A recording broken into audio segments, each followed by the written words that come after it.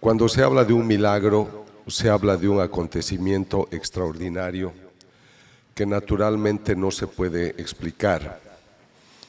El término milagro no es científico, es teológico. Explica un acontecimiento que no encuentra explicación en el concepto natural y humano.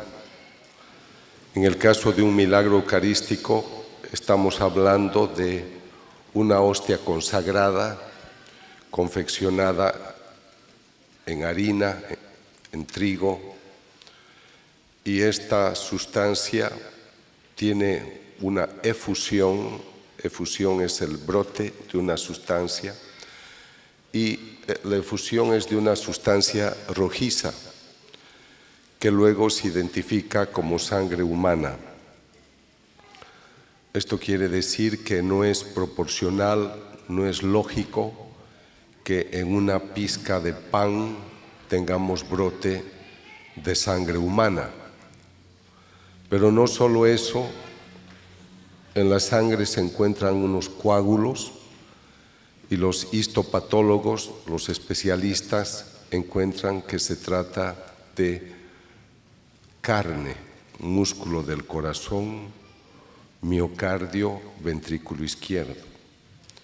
Entonces, cuando la autoridad de la Iglesia dice no es natural que de un pedazo de pan o de un poco de vino se obtenga sangre, se obtenga carne. Esto, dice la autoridad de la Iglesia, sucede por un poder sobrenatural. Es algo que Dios lo permite y declaran milagro. En la ciencia siempre hay lo que nosotros llamamos la relación funcional. La causa y el efecto debe ser proporcional.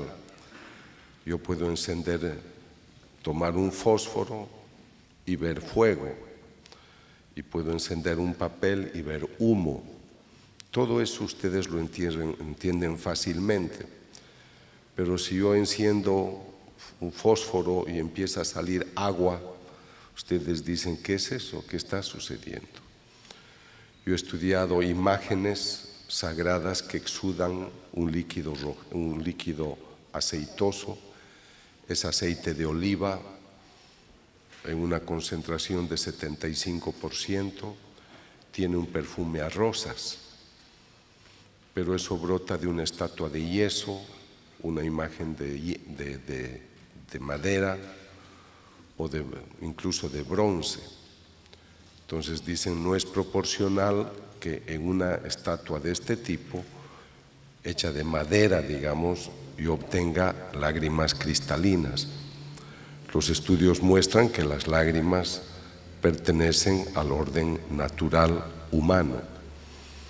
Entonces hay acontecimientos sumamente especiales, y a mí me ha interesado este campo del conocimiento porque pocas personas se han dedicado a investigar. En el ambiente científico, el 96% de las personas que trabajan en este sector son personas que no creen en Dios, no creen en la naturaleza espiritual. Por lo tanto, pues si ellos ven un fenómeno de una hostia que sangra o una imagen que exuda, pues lo atribuyen a la casualidad, al azar, a una manipulación. Yo me introduje en este campo estudiando unas imágenes, una imagen que sangraba en Bolivia, pero no lo hice por fe, porque yo era ateo en esa época. Yo he sido ateo hasta los 44 años. Lo que me ha convertido ha sido entrar a este campo de investigación. Cuando me interesé por una imagen que exudaba, les estoy hablando del año primero 92 y luego 95, yo pensé que las imágenes exudaban porque los propietarios de la imagen o gente de ese entorno tenían poderes mentales. Se llama telergia, una capacidad a distancia de producir algo. Entonces, como yo era ateo, yo pensé, debe haber un poder mental que hace esto. Pero al descubrir que la sustancia que brotaba eran lágrimas humanas, que era sangre humana, pues comprendí de que había algo distinto. Esas investigaciones me han llevado a estudiar los milagros eucarísticos a partir del año 1999.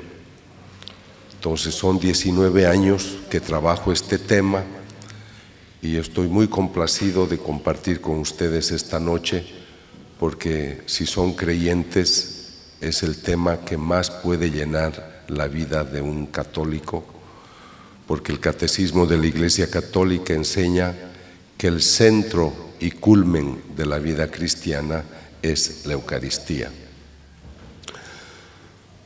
Voy a recordarles un pasaje muy hermoso del capítulo 6 de San Juan.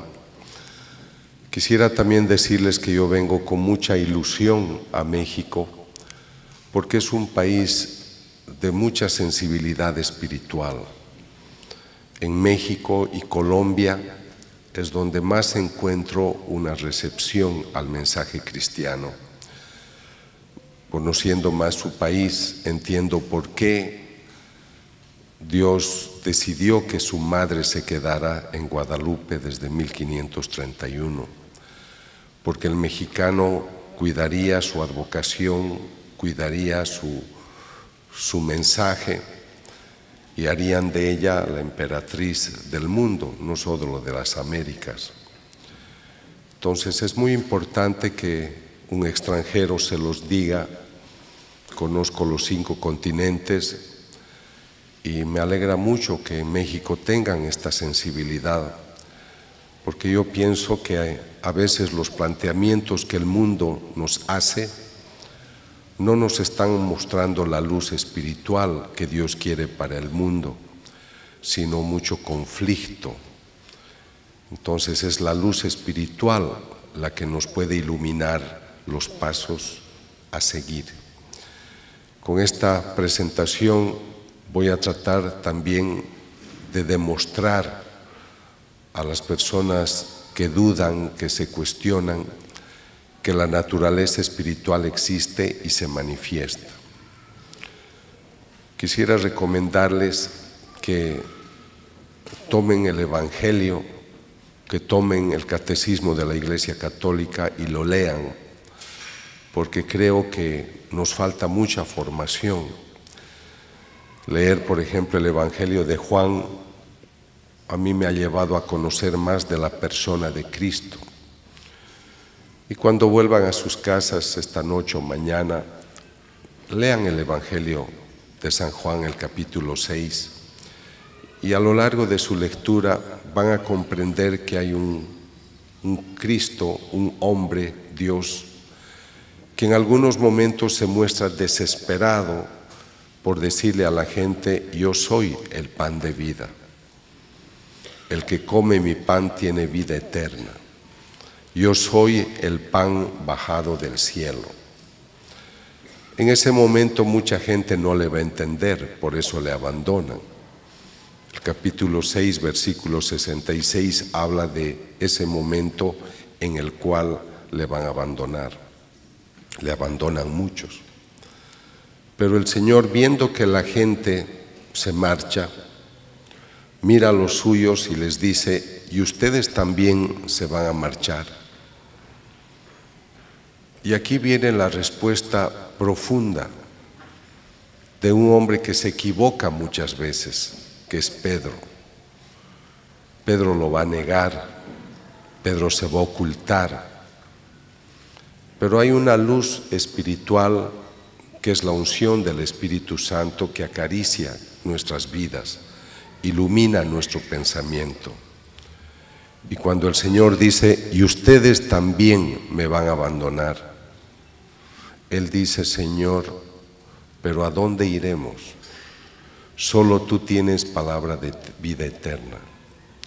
Nosotros hemos comprendido que eres el Santo de Dios.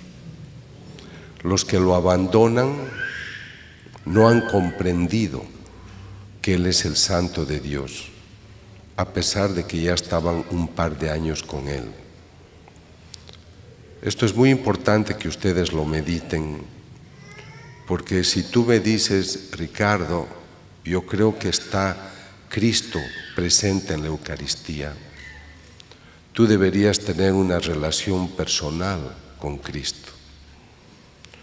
No voy a hacer el ejercicio acá que hice en Guanajuato, donde eran 5,000 personas, pero les voy a hacer el planteamiento.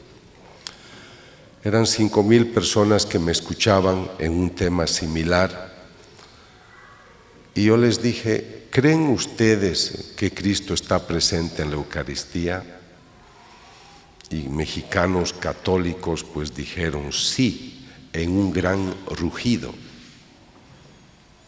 Volví a preguntar, ¿ustedes creen que Cristo está presente en la Eucaristía, cuerpo, sangre, alma y divinidad, que está presente como persona? Y el rugido fue más fuerte, sí.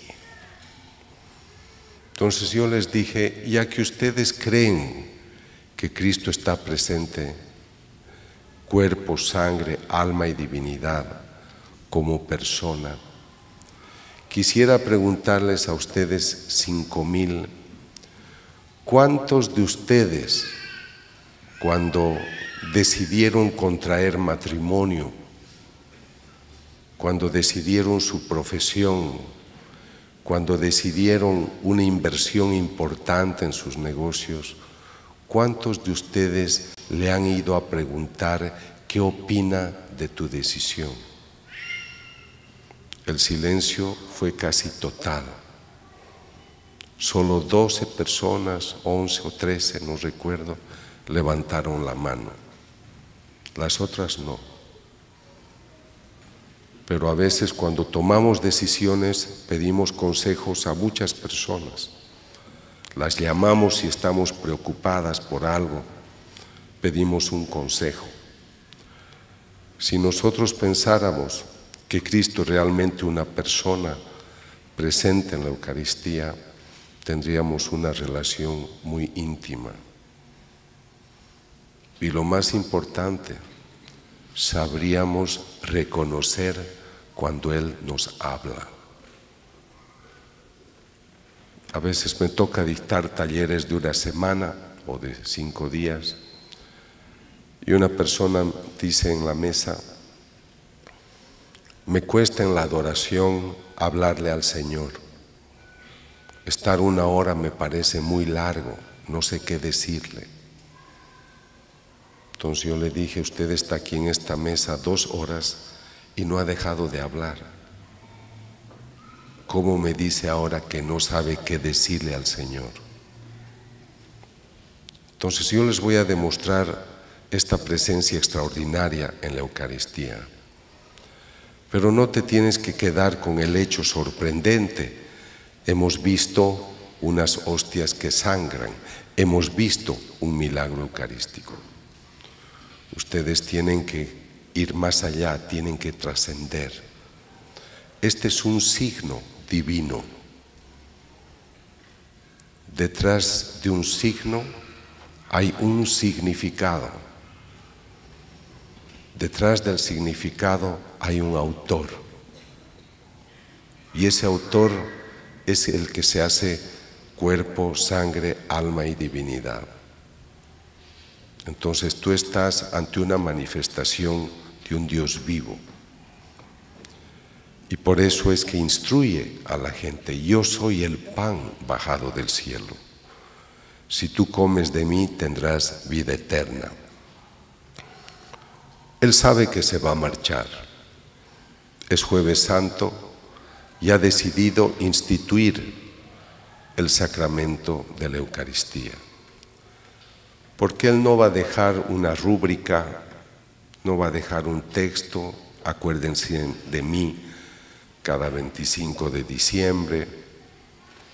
Él piensa en una manera extraordinaria. Me quiero quedar con ellos hasta el final de los tiempos. Y quiero ser yo mismo como persona. Y escoge dos sustancias tan sencillas pero accesibles en todo el mundo, un poco de pan, un poco de vino.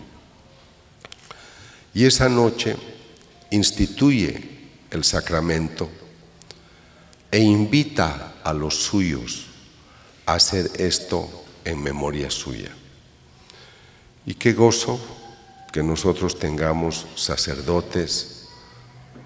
En su país he conocido tantos sacerdotes maravillosos, religiosas, laicos, comprometidos, interesados en tratar este tema. Y estos sacerdotes consagran. A veces no siempre sabemos valorar lo que es la figura del sacerdote. Nos es fácil hacer un juicio, a veces negativo, pero sin la unción sacerdotal, sin ese hombre que se consagra, no tendríamos Eucaristía. Cuando yo estoy en Corea, cuando estoy en Egipto, en lugares donde no es fácil el acceso a una iglesia católica, siento el vacío de no poder comulgar, de no poder ir a misa. 3, 4, 5 días. Entonces debemos valorar lo que es la entrega de un hombre que se hace sacerdote, porque cuando él consagra es el único que puede hacer que ese pan se convierta en carne, ese vino en sangre. Podríamos reunirnos 1 millón, 10 millones de hombres y hacer las mismas oraciones, pero el único que va a lograr ese privilegio es el sacerdote. Entonces siempre hay que orar por la santidad de los sacerdotes, hay que orar por las vocaciones sacerdotales. En la Edad Media, cuando una pareja se casaba, hacían una oración muy bonita, la pareja. Y pido a Dios que este matrimonio sea como un jardín florido, del cual, como una vara de nardo, nazca una vocación sacerdotal, una vocación religiosa. Entonces hay que pedir por las vocaciones. El Señor instituye este sacramento, pero yo me sirvo de estas investigaciones para hacer un planteamiento científico. Yo no soy un predicador, no soy sacristán, ni siquiera soy ministro de la Eucaristía. Yo me ocupo de estudiar la persona humana, el cerebro, la conducta, la bioquímica cerebral. Pero desde hace unos 24, 25 años me interesa hablar del humano, pero también en su componente espiritual. Tú eres cuerpo y alma espiritual. Pero en el ambiente científico que a mí me toca, 96% de los científicos no creen en la naturaleza espiritual, no creen en Dios. Entonces, cuando yo viajo a una ciudad, estuve en una ciudad por acá y había un charco de sangre y me dicen: doctor, con sierras eléctricas acaban de asesinar a 7 personas que las han serruchado. Voy a otro país donde están juzgando a 2 sicarios. Cada uno de los 2 sicarios ha asesinado a 2.500 personas. Y entonces a veces ustedes lean la prensa del día y siempre van a encontrar lamentablemente experiencias que uno se pregunta y dice: ¿cómo es posible que un ser humano haga estas cosas? Entonces yo estoy muy interesado a través de este trabajo de presentarle al humano una realidad que está ignorando en demasía. Decirle que él no solamente es cuerpo, sino que es también naturaleza espiritual. Pero el científico me dice: doctor, yo creo en tu buena fe, pero me tienes que demostrar que la naturaleza espiritual existe y se manifiesta. Entonces le digo, sí, yo te voy a demostrar que la naturaleza espiritual existe y se manifiesta. Y en esto voy a ser rigurosamente investigador. Yo te voy a demostrar que la naturaleza espiritual existe y actúa. Y lo voy a hacer a través de un signo eucarístico que la Iglesia declara milagro. Para demostrarte que lo espiritual existe y se manifiesta, necesito explicarte el término variable. La variable es una unidad, un elemento que yo voy a aislar, que en este caso es espiritual. Se dice, nadie da lo que no tiene. Es un axioma. Entonces yo te voy a demostrar que la naturaleza espiritual que tú no puedes ver, que tú no puedes tocar, sí se manifiesta de manera física, de tal manera que tú puedes tocar, pesar y medir. Y se llama variable porque estas unidades que te voy a mostrar, estas variables, crean variaciones, crean cambios. Pero para eso te voy a hablar primero del sacerdote. El sacerdote tiene una variable esencial. Él me dice, doctor Castañón, me llamo Antonio Pérez y soy sacerdote. Y padre, ¿cómo es usted sacerdote? No entiendo.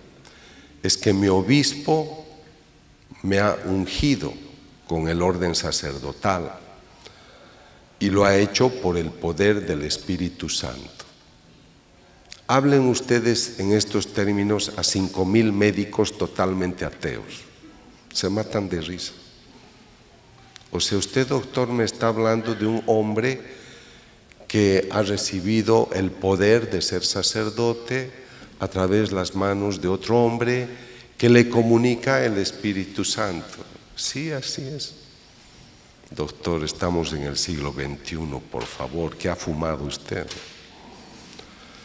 Le digo, bueno, sonrían, pero este sacerdote me dice que ha recibido la unción del Espíritu Santo a través de su obispo. Aunque no les guste el concepto, digo a los no creyentes, ¿aceptan que es una variable espiritual? Sí. Mi segunda variable espiritual es que el sacerdote durante la consagración toma el pan, toma el vino y hace una invocación, término griego epíclesis, y solo hace una oración en la que en sus términos invoca y pido que por el poder del Espíritu Santo el pan se convierte en carne, el vino en sangre. Los profesores saben todos que es una variable espiritual. El padre, el celebrante, no se ha traído una máquina sobre el altar y ha hecho disparos de positrones, de ondas electromagnéticas, de rayos láser. Ha tomado el pan, ha tomado el vino y ha hecho una oración. Entonces yo les digo, ¿están ustedes de acuerdo que es una variable espiritual? Y la tercera, las palabras de Jesús. Porque la noche de su pasión tomó el pan y dijo, toman y coman, esta es mi carne. Tomó el vino, toman y beban, esta es mi sangre. Entonces, en estas tres instancias, ustedes solo tienen términos espirituales, nada más. Ahora explíquenme ustedes mismos católicos, o en esa mi audiencia de profesionales de la ciencia no creyentes, Si ustedes están de acuerdo que les he presentado 3 variables espirituales, explíquenme ustedes especialistas, ¿por qué luego de esta oración, de esas variables de las cuales ustedes se han burlado, cómo es posible que ahora yo tenga sangre, que tenga carne, que tenga músculo del corazón vivo, y no lo digo yo, lo dice tu profesor de cardiología, tu profesor de histopatología, tu profesor de bioquímica? Ahí es donde yo sonrío. Esto es muy serio, queridos amigos. Esto sucede en cada Eucaristía. Esta es la famosa transustanciación. Cuando yo empecé a trabajar estos temas y me introduje para conocer los documentos que afortunadamente están a nuestro alcance, del Concilio de Trento, donde se presentaba como dogma la transustanciación, yo era el primer sorprendido en que yo estaría en grado de demostrarles que la transustanciación ocurre y que es una realidad. Ustedes lo creen por fe, por eso comulgan, pero yo te podría demostrar que ese pan consagrado realmente se convierte en la carne, en la sangre. Y eso me lleva a esa frase extraordinaria de Juan 6:51. El pan que yo te daré es mi carne. Cuando yo hablo a los no creyentes, me alegra decirles, el Dios del que yo te hablo no es un Dios inventado por la literatura, no es como Zeus, no es como el Olimpo griego o romano o egipcio. Este Dios del que te hablo es el que ha hecho todo. Y ustedes como católicos creyentes, que ciertamente no les faltará una preocupación, un deseo, a veces nos sentimos abandonados, nos sentimos desesperados. Es muy importante entender a un Dios vivo, persona. ¿Cómo me va a decir una persona católica, estoy desesperada que estoy pensando matarme? Y soy muy católica. Entiendo que tienes tus angustias y tus preocupaciones, pero ¿por qué no vas a reclinar tu cabeza al corazón de Jesús o de su madre? Porque son personas que están muy atentas a las solicitudes de sus hijos, porque son buenos padres. Solamente que tú no estás convencido de que eso es una realidad. El Cristo presente en la Eucaristía es el mismo Cristo que la Virgen concibió. No es otro. Es el mismo que caminó con sus apóstoles, que murió, resucitó y está sentado a la derecha del Padre. Yo cuando miro el cielo o leo libros de literatura o de astronomía, me fascina recordar los textos bíblicos de la creación y saber que ese Dios todopoderoso, esa familia divina que nos han presentado todo a nuestro alrededor, están con nosotros y su Hijo se ha hecho carne y está en cada sagrario. Y si está el Hijo en el sagrario, está el Padre y está el Espíritu Santo.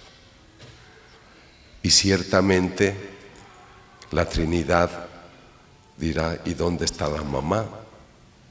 No podemos reunirnos sin ella. Esto es lo fabuloso de nuestra religión. yo la hallo muy completa, pero lo que yo hallo es que son muy pocos los católicos que estudian la Biblia. Son pocos los católicos que conocen el catecismo de la Iglesia Católica. ¿Cómo vas a amar una religión que tú no conoces? Vas a la misa los domingos, aunque no todos los domingos vamos a misa.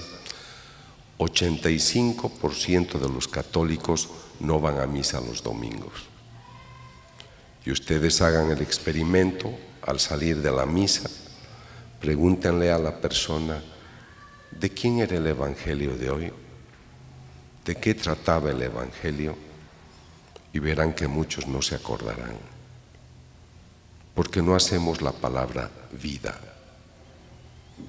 Entonces yo les decía, no quisiera que se queden con el hecho extraordinario de que yo les presente las evidencias de la presencia real de Cristo en la Eucaristía, sino quisiera que descubran a través de esa manifestación tan amorosa a la persona de Cristo. Me alegra tanto recordar un pasaje de la vida de Faustina Kowalska. Ella tuvo experiencias místicas con Cristo, sobre todo entre los años 1931 y 38.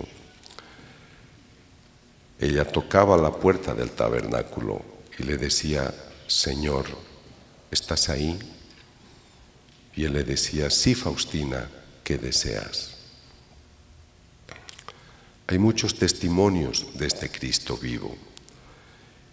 Este Cristo que piensa, habla, escucha, que ciertamente cuando tú vas a dialogar con Él ante el tabernáculo, Él te escucha, Él te ve, Él sabe lo que tú deseas. Y por eso creo que es muy importante entender que Él se manifiesta para decirnos lo que yo les he prometido es verdad. Esto es mi cuerpo, esto es mi sangre, aquí estoy yo, todo entero. Nuestra doctrina enseña que la Eucaristía es el centro y culmen de la vida cristiana. Pero desde los primeros siglos se cuestionaban, habían rebeldes, les hablo del primer, segundo siglo de la vida cristiana, perseguían a los cristianos porque decían que en el pan consagrado mataban a un niño, le quitaban pedazos de carne, lo mezclaban con harina y decían que ese era el cuerpo del Señor. Era la ignorancia de la época, las persecuciones que creaban para ellos, porque no podían entender la transustanciación. De hecho, el dogma recién se ha dictado en el siglo XVI, justamente para poder orientar a la gente ante las dudas y cuestionamientos que habían. Lo que quisiera presentarles es de que las dudas, y tal vez aún hoy, existen. Y el primer milagro eucarístico conocido, el de Lanciano, ocurre en el siglo VIII, justamente en una población a 200 kilómetros al este de Roma, Lanciano, donde un sacerdote de la Orden de San Basilio dudaba si Cristo estaría presente en la Eucaristía. Dudaba, pero era honesto, porque él decía, yo dudo, pero ¿cómo puedo dudar si soy sacerdote? Entonces él invocaba ayuda a Dios y le concedió el favor de que durante una celebración la hostia sangró, el vino igual, y es lo que se conserva hasta el día de hoy en Lanciano. Yo he viajado 2 veces para revisar los documentos de la época, pero en los años 1970 el profesor Odoardo Linoli fue invitado para estudiar la hostia, determinando que lo que fue hostia se convirtió en músculo del corazón, miocardio, ventrículo izquierdo, y lo que era el vino se ha convertido en sangre. Quisiera que tengan presente que el tipo de sangre es AB, y eso es fundamental para todo lo que yo les voy a hablar después. El siguiente caso se conserva en la Catedral de Orvieto, pero sucede en una pequeña población bolsena en el siglo XIII, cuando un sacerdote, Pedro de Bohemia, también dudaba. Y al dudar, él volvía a Bohemia, hizo un peregrinaje a Roma y celebró la misa en el altar de Santa Cristina, y el Señor le hizo el favor de que la hostia sangrara. Envolvió la hostia en un corporal, que es el que se conserva hasta el día de hoy, y el Papa Urbano IV, que estaba cerca, al ver este acontecimiento, decidió instituir la famosa fiesta de Corpus Christi. Entonces acá tenemos dos milagros importantísimos. Hay uno que ocurre poco antes del de Bolsena, en Daroca, donde 6 hostias tienen una efusión. Entre el siglo VIII y el siglo XIII hay 3 milagros eucarísticos. A mí me sorprende que desde 1999 al presente, en 19 años, yo tengo 15 casos. Entonces yo noto una preocupación del Señor por decir, sabes, dile a la gente que yo estoy presente en la Eucaristía. Mi interés por estas investigaciones empieza el año 99, cuando el cardenal Jorge Bergoglio, arzobispo de Buenos Aires, me invita a estudiar 2 hostias que tuvieron efusión, una el año 92 y otra el 96. Y aquí quisiera hacerles una pequeña aclaración, que ya habiendo investigado tantos fenómenos, yo noto que cuando el Señor hace una propuesta y la gente no le hace caso, Él insiste. Tuvieron en Buenos Aires, en la misma parroquia de Santa María, una efusión el año 92. Pero luego, como no se hizo nada, el 96 en la misma parroquia vuelve a ocurrir.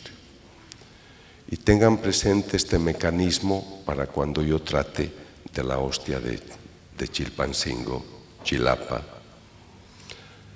Estuve en Buenos Aires el año 99 para conferencias, y el padre Eduardo Graham, que estaba ocupado en la parroquia de Santa María, me dice, doctor, tenemos 2 hostias que han tenido efusión. Ellos me buscaron porque en Bolivia yo había estudiado esta imagen de yeso que exuda lágrimas cristalinas y sangre humana. Y después de muchos años de trabajo hemos demostrado que la sustancia es sangre humana, tiene ADN humano, hay piel humana, glóbulos rojos, glóbulos blancos. Y realmente pues hay elementos naturales que la ciencia no puede explicar cómo pueden existir en una imagen de yeso de 33 centímetros de alto por 18 de ancho, confeccionada, repito, en yeso. Cuando yo hago estos estudios, trato de decirle a la gente que la fe no teme a la ciencia. Nosotros creemos por fe. El Catecismo de la Iglesia Católica define la fe como una adhesión libre y voluntaria a la verdad revelada, porque confías en quien la revelaba. Entonces, si tú te adhieres a una verdad que alguien te la pone de manifiesto, tú no necesitas pruebas, porque confías en quien la dice. Y si Cristo, el Hijo de Dios, dice yo soy el Hijo de Dios, pues yo le creo. Pero hoy nos hemos vuelto muy racionalistas. Entonces, la ciencia puede ayudar a determinar si algo es verdad o no. A través de la ciencia he descubierto falsas imágenes que exudaban, falsas hostias, falsas apariciones. No he podido estudiar todas, primero porque yo me tengo que financiar solo todo y no se puede hacer tanto estudio, y segundo porque solo estudio a pedido de la autoridad de la Iglesia. Entonces he estudiado el caso de las apariciones de la Virgen en San Nicolás de los Arroyos, que empezaron el 25 de septiembre del 83, pero el 22 de mayo de 2016 el obispo Héctor Cardelli ha reconocido el origen sobrenatural de estas apariciones. De todas las apariciones famosas, últimas, esta es la que sí se ha reconocido. Las otras conocemos, sus mensajes bellos, pero no se han reconocido todavía. Entonces, la historia de las hostias de Argentina empiezan cuando el 15 de agosto del 96 el celebrante da la Eucaristía a una mujer que le recibe la hostia en la mano.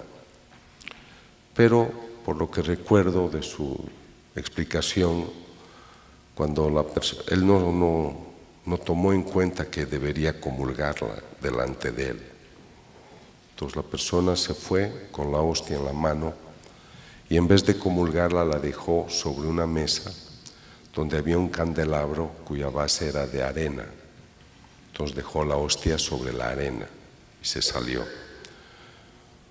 Luego de este hecho algunas personas lo observaron obviamente y le avisaron al padre: Padre, hay una hostia consagrada que una persona ha dejado. Cuando yo entrevisté al sacerdote, me dice: yo quería comulgarla a la hostia, pero estaba llena de piedrecitas de arena. Entonces la puse en agua para que se pueda disolver, porque es norma, y en vez de disolverse, la hostia se fue convirtiendo en una sustancia rojiza. Cuando yo fui a investigar, me explicaron que aparte de esta hostia que exuda el 96, tienen otra que tuvo efusión el 92. Y me muestran los primeros certificados de una doctora Adelma Sassó, que era una doctora de la zona, y en su informe ella explica que esto es sangre humana, pero lo que a mí más me llama la atención es que ella ha obtenido lo que se llama la fórmula leucocitaria. Esta fórmula te está exponiendo los porcentajes de los distintos tipos de glóbulos blancos, leucocitos, que hay en la sangre. Hasta acá todo es fácil de decir, han encontrado glóbulos blancos porque es sangre humana. Pero lo que a mí me sorprende y me anima a hacer la investigación es que la doctora ha hecho el estudio el 92 y el 95 repite la investigación y descubre que los glóbulos blancos están intactos. Es más, ha variado el porcentaje de un estudio a otro. Los glóbulos blancos se comportan como si estuvieran en el cuerpo de una persona humana. Si aquí hay algún profesional del campo, sabe muy bien que los leucocitos fuera del organismo a los 5 minutos o a los 60, por un proceso de apoptosis, se autodestruyen. Lo que les estoy mostrando es como si tú fueras al río, te coges un pescadito, lo llevas a tu casa y vive contigo fuera del agua 3 años. Entonces, ustedes me pueden decir, doctor, podría ser que alguien le ha puesto sangre a la hostia. Y yo te digo, sí, puede ser, yo no estaba en el lugar. Pero ahora explícame tú, ¿cómo hace, si alguien le ha puesto, cómo hace para conservar la sangre fresca durante 3 años sin ningún tipo de preservante? Es más, cuando me dan a mí las muestras, a una de ellas, la del 96, la han puesto en agua, que es el peor medio para conservar algo porque destruye más. Entonces, vean ustedes, aquí hay una evidencia importante de aquello que pues ocurre ya y que vale la pena investigar. El estudio me ha tomado 6 años. Hemos ido a muchos laboratorios en 4 continentes y los laboratorios han puesto en evidencia que se trata de sangre humana con ADN humano. El doctor Federico Tsugibe, en el año 2004, era uno de los más famosos médicos forenses especialistas en corazón. Cuando él ve estas láminas, estos slides, dice: su paciente ha sufrido demasiado.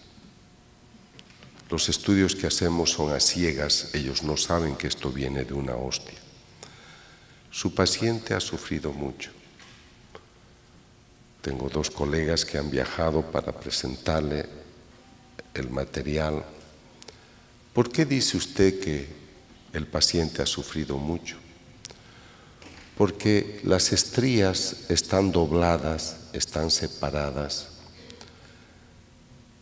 Parece que a su paciente le han dado un ataque al corazón, posiblemente a causa de un severo golpe en el pecho a la altura del corazón. Es médico forense, está tratando de explicar de qué ha muerto ese paciente. Entonces él está interpretando, él ni sueña que esto viene de una hostia. Entonces, en el informe o durante la entrevista, él toma un libro y dice: estas estrías son de este lugar, esto es miocardio, que tiene cambios degenerativos del tejido del miocardio. El miocardio es el músculo que le hace latir al corazón y da vida a nuestro organismo. Entonces él está viendo tejido del corazón lastimado y, como les decía, cree que el paciente ha sufrido mucho porque se le ha provocado el infarto por algunos golpes. En el resultado final, el corazón tenía una actividad dinámica, estaba vivo cuando se tomó la muestra. Este es el momento en el que yo estoy tomando la muestra, en octubre del año 99. ¿Por qué dice el doctor, el momento que se tomó la muestra, el tejido estaba vivo? Porque en mis evidencias ha encontrado leucocitos, glóbulos blancos intactos. Entonces, ¿por qué dice además que el paciente ha tenido un reciente infarto? Perdón, algo. El doctor ha dicho, el tejido estaba vivo porque ha encontrado glóbulos blancos. Y él en su informe piensa que el paciente ha tenido recientemente un infarto al corazón. O sea, él piensa que el paciente cuyo caso está estudiando ha muerto hace poco. Imagínense ese pobre hombre cuando se entera que nuestro paciente se ha muerto hace 2000 años. Esto es dramático porque ellos no pueden entender que esto provenga de una hostia consagrada. El viernes 17 de marzo del 96 presenté los resultados al cardenal Jorge Bergoglio. Y fue él el que me animó. Usted tiene la evidencia de que Cristo está presente en la Eucaristía y tiene una evidencia científica. Hable de ello. Que los sacerdotes entiendan el privilegio que Dios les ha concedido. Que las religiosas entiendan que tienen el privilegio de cuidar esta sacrosanta presencia de Dios. Y al laico, dígale que la palabra de Dios se cumple. El pan que yo te daré es mi carne. Luego de hacer este estudio, fui invitado por el obispo Alejo Zavala, obispo de Chilpancingo, Chilapa, en el estado de Guerrero, para estudiar una hostia que tuvo efusión en octubre del año 2006, 22-23 de octubre, en Tixla. El sacerdote Raimundo Reina había sido invitado por el padre Leopoldo Roque a dictar un retiro espiritual a un grupo de unas 800 personas. Cuando ya celebraban la misa, el padre Raimundo pidió que una religiosa le ayudara a dar la comunión, y cuando ella ya había suministrado la hostia a algunas personas, notó que una hostia tenía efusión de un líquido rojizo. Entonces, el padre en ese momento mostró la hostia a todo el público. Cuando yo vine a Tijuana a entrevistarlo al padre Raito, yo le pregunté y le dije: padre, ¿por qué usted mostró la hostia a toda la gente? Usted sabe que esto se trata con reserva. Y me dijo: doctor, lo sé. Pero la misma experiencia tuve, en ese momento me dijo, hace 20 años, cuando yo era misionero en Centroamérica. Pero el obispo me obligó a comulgar la evidencia. Y yo tenía miedo que me ocurriera lo mismo. Y por eso instintivamente quise tener 800 testigos del hecho. Cuando les dije en las hostias de Buenos Aires que tengan atención, que el año 92 sucede algo, no hicieron nada y volvió a suceder el 96. Entonces, en el caso del padre Raimundo, le sucedió una vez hace más de 20 años y luego le vuelve a suceder. Y esto para mí es muy importante porque he estudiado en un país una imagen que exuda sangre, es de Cristo.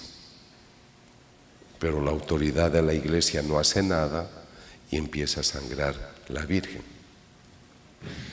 Y como no se hace nada, empieza, pero en otro lugar, a sangrar el niño Jesús. Porque Dios insiste, porque Dios toca las puertas. Entonces, me alegra la iniciativa que tuvo el padre Raimundo de mostrarla a la gente, porque entonces el obispo, un hombre muy valioso, Alejo Zavala, él dijo: guarden la hostia en el tabernáculo de la parroquia de Tixla, San Martín de Tours. Mientras tanto, hago una comisión de investigación teológica y esperemos el momento para hacer una investigación científica. Cuando yo llego al lugar, es octubre de 2009, el acontecimiento sucedió el 2006, este es el estado que yo observo en la hostia, pero el padre Monseñor Alejo es un hombre muy lúcido y me dice: doctor Castañón, yo no me puedo equivocar. Necesito eliminar cualquier cuestionamiento. Lo primero que me dicen es: alguien ha puesto la sangre en esa hostia. Habrá un modo de identificar si la sustancia viene del interior o alguien la ha puesto por fuera.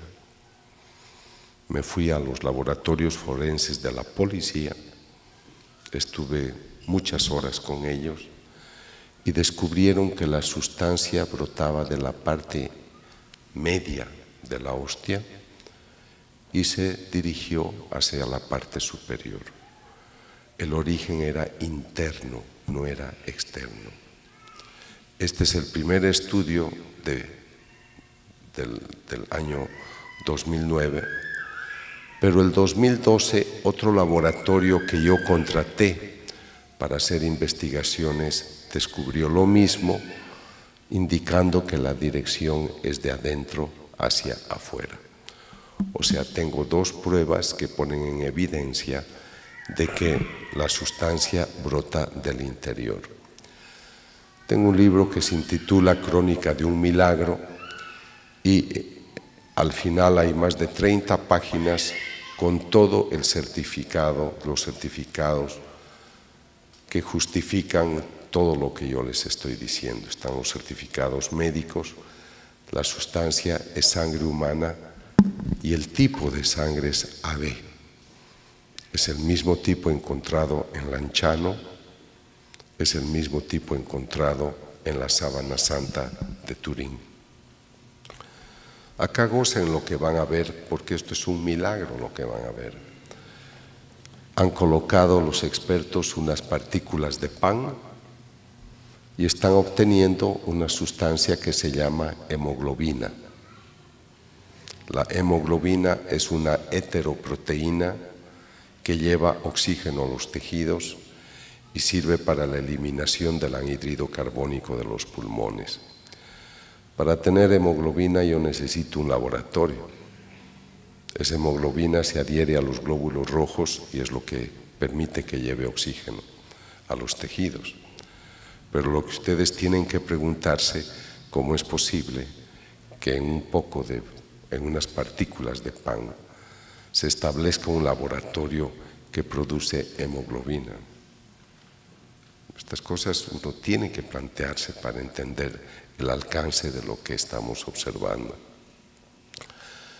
Les he explicado que esta hostia tiene efusión en octubre del 2006. Me la entregan a fines de octubre de 2009 y en febrero de 2010 yo quiero investigar si encuentro algo debajo de la sangre ya coagulada. Y descubrimos que debajo de la sangre coagulada hay sangre fresca. Esto sorprende a cualquiera, pero yo le di mucho más valor en un congreso que tuvimos el año pasado en Guatemala, cuando el profesor Mauricio Balbuena de la Universidad Internacional de Barcelona dijo: el doctor Castañón nos ha mostrado que debajo de la sangre coagulada hay sangre fresca.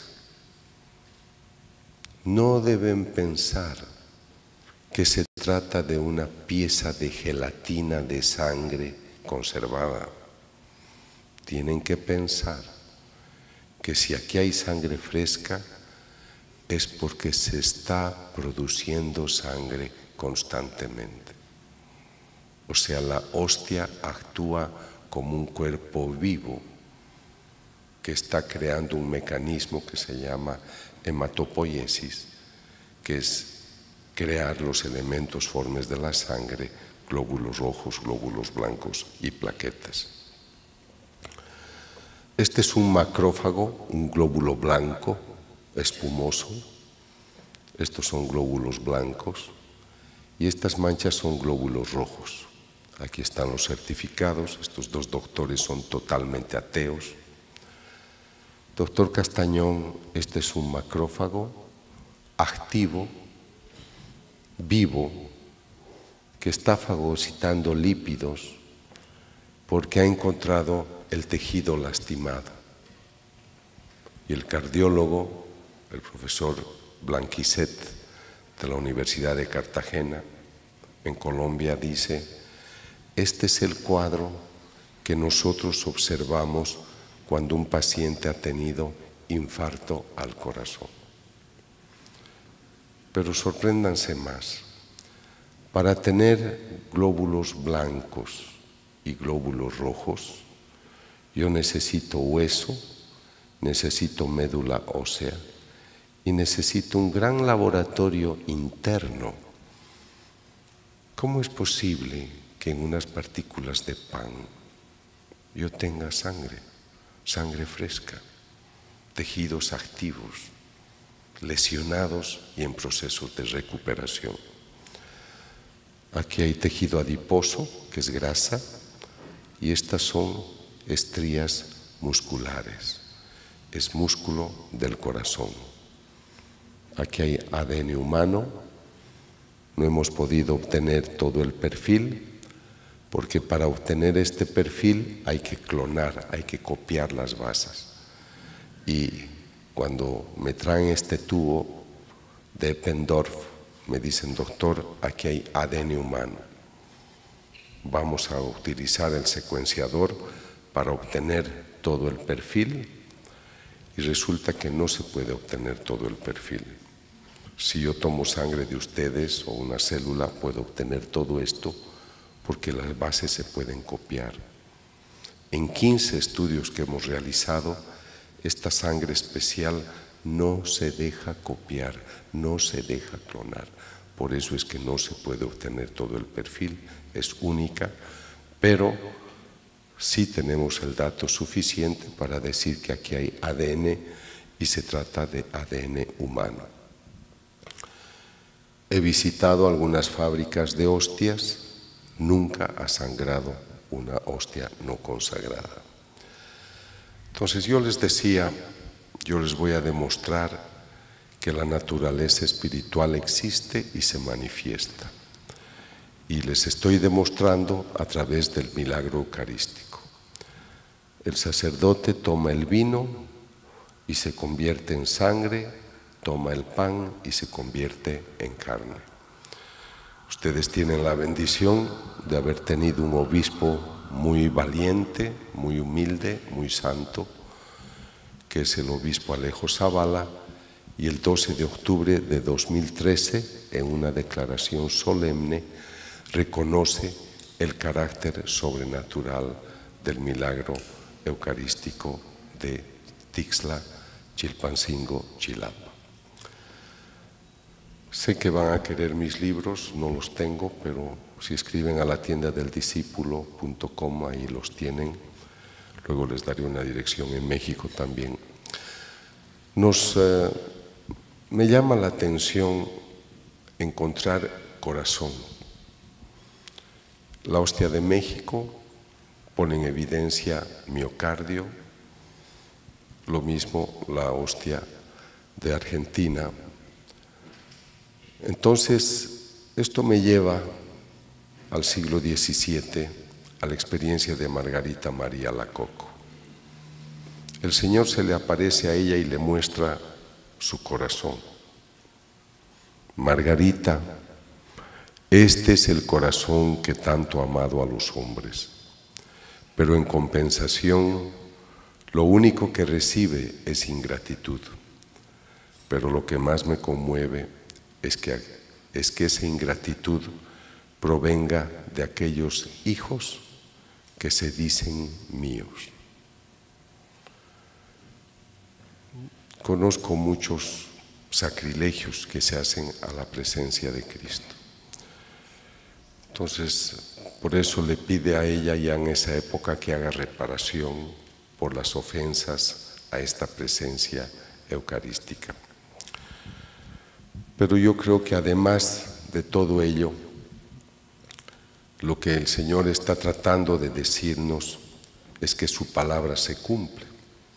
Los teólogos que me asesoran me dicen: doctor, un milagro sucede para confirmar que aquello que tú crees es verdad. Tú crees que aquí está presente el Señor, cuerpo, sangre, alma y divinidad, y aquí tienes la evidencia. Y esta es la cita de las que les hablaba antes: el pan que yo te daré es mi carne. Y nos sigue entregando su corazón. ¿Por qué, ya para concluir, por qué me he interesado de hacer este tipo de trabajo? A mí la Iglesia Católica no me paga por lo que hago. Es porque yo creo que el humano debe reconocer un gran descuido con su vida espiritual. Yo he tenido aquí en México la experiencia de sicarios que después de descubrir la vida espiritual en sus vidas han dejado de matar. Hombres violentos que maltrataban a sus hijos, a sus esposas, han cambiado el momento que han dicho sí a la vida espiritual. Políticos corruptos igual. Entonces yo creo que mi punto de vista trata de decirle a la gente, tú eres cuerpo y alma espiritual. He viajado a Egipto a hablar a los musulmanes o a los budistas en Corea. Yo no le voy a decir al budista, mañana te arrodillas y comulgas. Si quiere hacerlo, que lo haga y que se prepare, obviamente. Pero lo que yo necesito es que el humano se dé cuenta que es cuerpo y alma espiritual. Y a mí me sedujo mucho la frase de Pablo en Gálatas 2, 22, 23, cuando dice, el fruto del Espíritu es el amor, es la paz, es la armonía. Y por eso me animé a escribir un libro sobre el Espíritu Santo, que se llama Cita en el Jordán, porque creo que tenemos que conocer al Espíritu Santo como obra. No es una paloma, aunque se sirve de la apariencia para manifestarse. No es una lengua de fuego, es la tercera persona de la Santísima Trinidad, una persona con todos los atributos.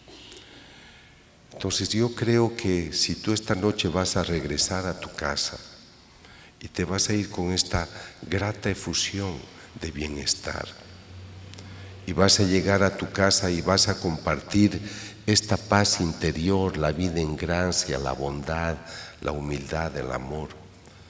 Si tú llevas eso y encuentras eso en tu casa, tú estás llevando los frutos del Espíritu en tu vida.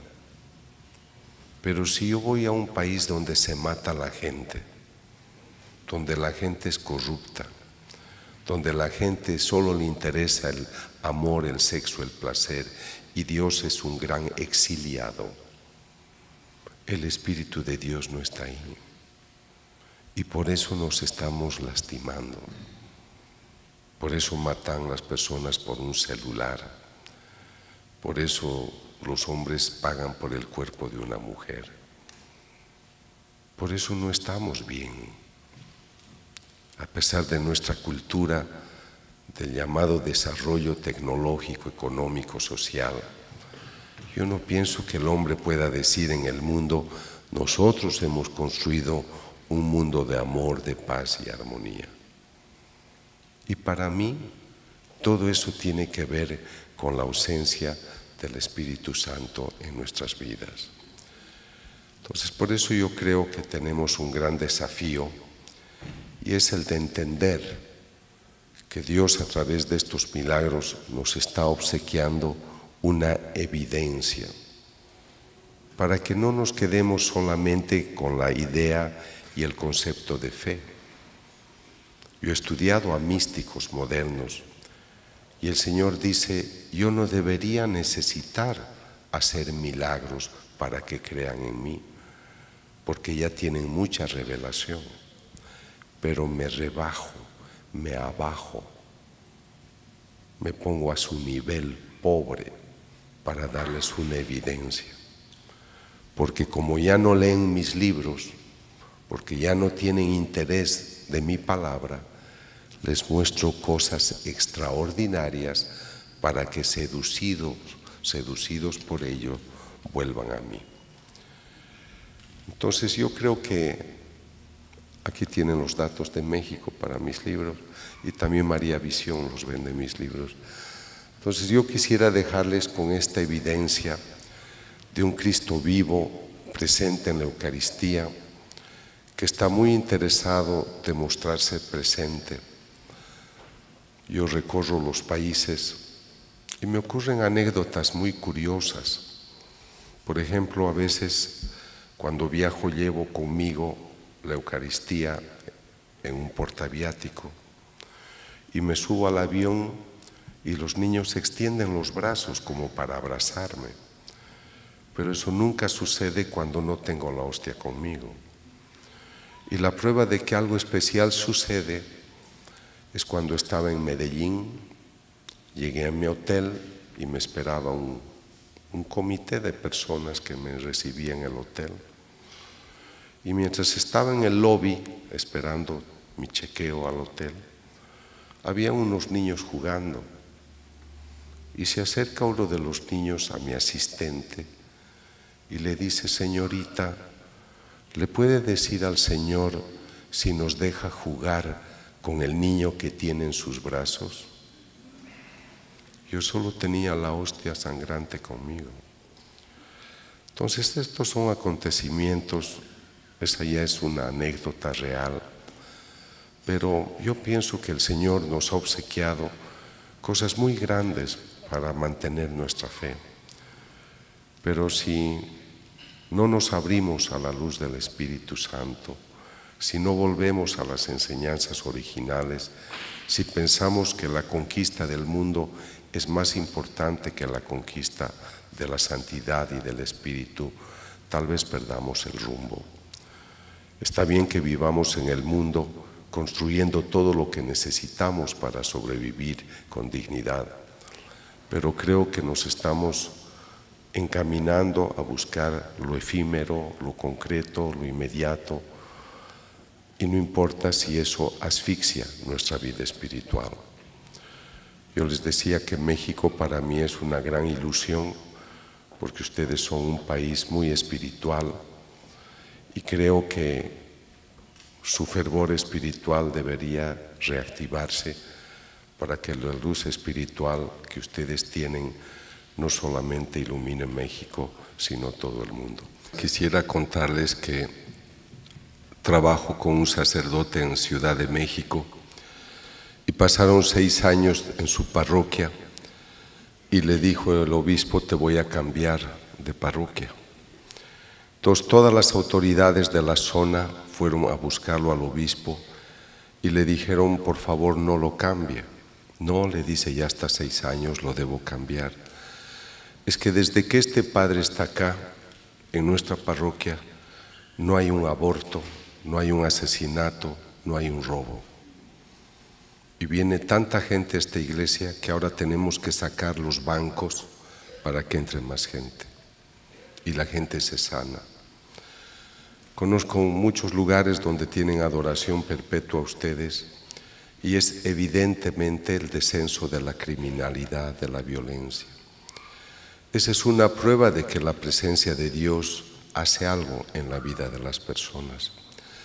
Lo que yo noto es que a veces queremos pedirle un favor a Dios y vamos a la iglesia y hacemos novenas.